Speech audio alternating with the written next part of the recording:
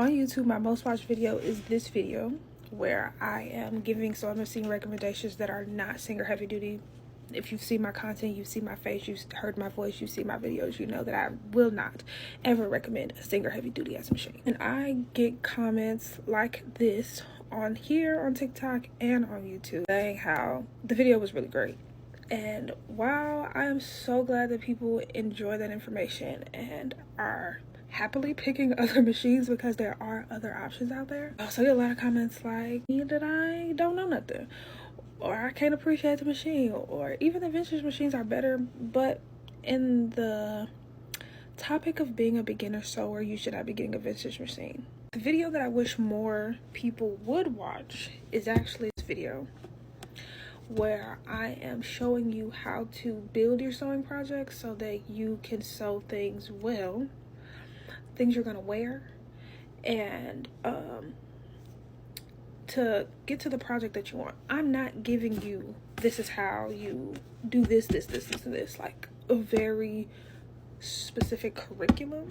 I'm showing you how to begin actually sewing on your own, not just picking trendy sewing patterns that everybody gets. A whole different thought on that.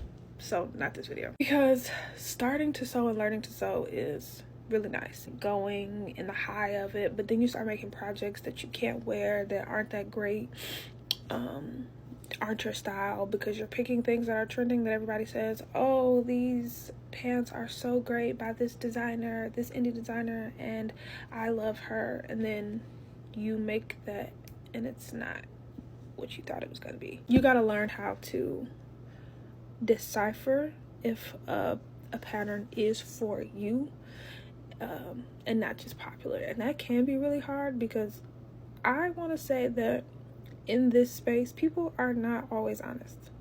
They are just giving things praise and saying, oh, I had a few issues, without telling what those few issues actually are. That doesn't help other people like me or consumers. It's not helpful even a little bit.